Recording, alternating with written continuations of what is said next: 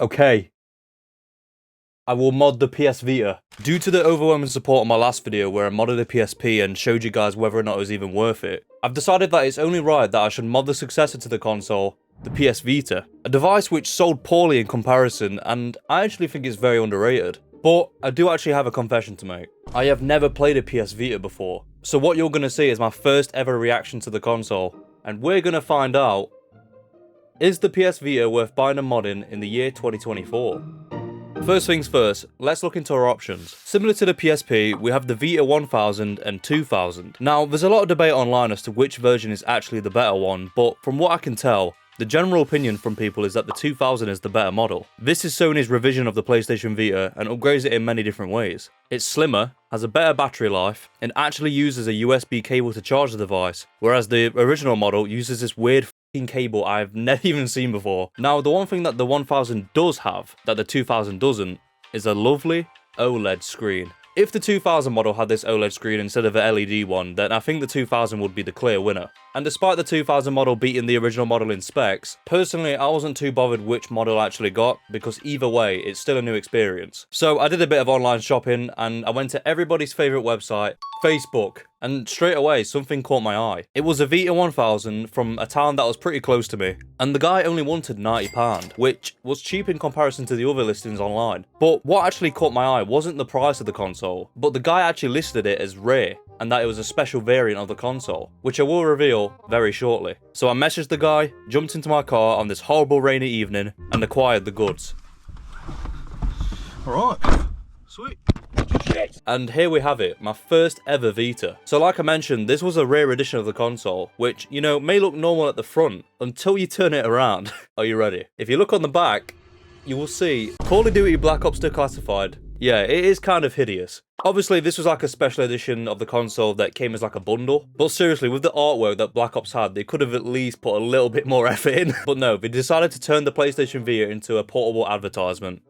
Brilliant. And the guy who sold me the Vita also told me that the Black Ops game it does come with is absolutely shit, but we will get back to that later on. He also gave me the original box it came with, just without the outer packaging, but it still had all the manuals and all the cables it came with, so pretty cool. Anyway, it's time to mod. And I mentioned in my previous video that the PSP was like pretty easy to mod, and somehow the PS Vita is even easier. It was way quicker, and the best part about it is that you don't even need a PC to mod it. All you need is your Vita. Like, that's it. And another thing as well, just like the PSP, definitely upgrade your SD card. What I did was order this adapter and another 128GB micro SD card. Yeah, so for the last couple of weeks, I've been playing this Vita quite a lot, and I was super surprised to find out how visually impressive some of these games actually are. Well, we've got Ollie Ollie 2.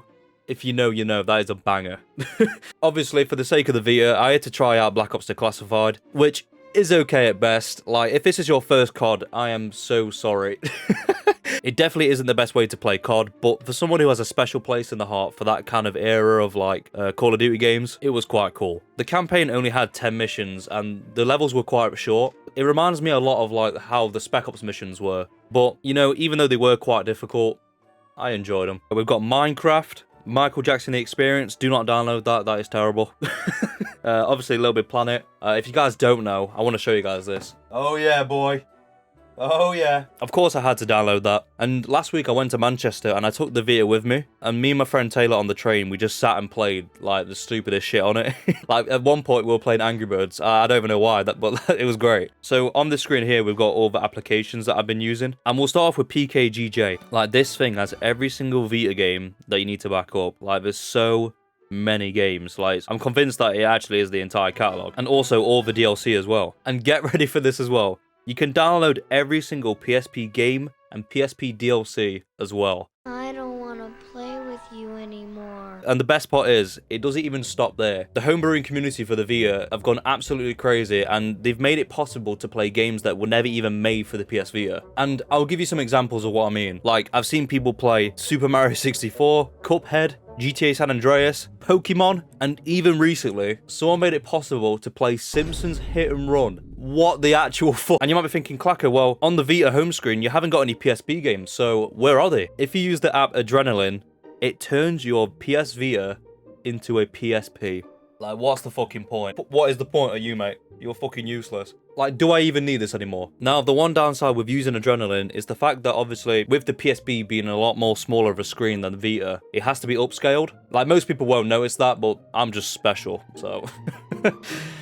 And of course, we had to get some custom themes. So for some reason, I initially had some trouble trying to get this app to work, but I updated something and it somehow fixed it. And unfortunately guys, I could not find another Jessica Alba theme. But I did find this Emma Watson one. There is an absolute shed load of themes you can download, and there's still some being added to this day. These themes can change the bubbles on the home screen, and also the music that plays in the background. I am also aware that you can actually overclock the Vita. Personally, I haven't really had much need for it, like, I don't want to put too much pressure on the components, so I don't want the Vita to die quicker. And this is a little bit random, but I've actually grew fond of the Vita game cases. I really didn't like the look of them, and, you know, they do still look a bit silly when you stack them next to, like, you know, your normal cases. But to me now, I see them as, like, mini PS4 games. And this is actually an unpopular opinion, I think, but I am not a fan of the SD card look for the games. Like, it just doesn't seem right. And I actually do prefer the UMD disc drives on the PSP, which I know is probably wrong to some of you. But at least when you're putting your game into a PS Vita, it doesn't look like you're putting it into a saw trap. And to me, it's pretty crazy how the Vita did actually fail commercially, as much as it actually did. But in my opinion, it came out at such a weird time. Like, it came out during the peak of mobile games and just before the PS4 released. And as a kid, I didn't know anybody that owned a Vita. Like, not one person. Yeah, I think it's a shame, really. Just before I come to my conclusion, you can now join my channel as a member. You know, if you want to support these videos directly, I will be very grateful. But yeah, now it's time to answer the big question. Is it worth buying a mod in a PS Vita? Yes. Understandably, they are still quite expensive, but for how much you can get out of it, I'd argue it is worth it. Now, is it better than the PSP? Yes. And it hurts me to say, I love this console and will still hold on to it, but it's kind of hard to justify going out and buying a PSP when you can literally use a built-in PSP on your Vita. The only reason why I can think people would choose a PSP over the Vita is due to the familiarity and also for like aesthetics. This 20-plus-year-old console can still do loads, but if you want the all-in-one experience and to get even more out of the modern aspect, I would have to say that the Vita is the winner. If you do own a PSP or a Vita, then I would recommend just modding the one you've got. Because if you have the Vita, then you can do it all anyway. And then if you have a PSP, you can mod that and then realise whether or not it's worth justifying spending over £100 for a Vita. I just wanted to quickly say as well, thank you guys so much for the support on my last video. Like, I was seriously not expecting nearly 100,000 people to see me mod a PSP. Like, that is fucking nuts.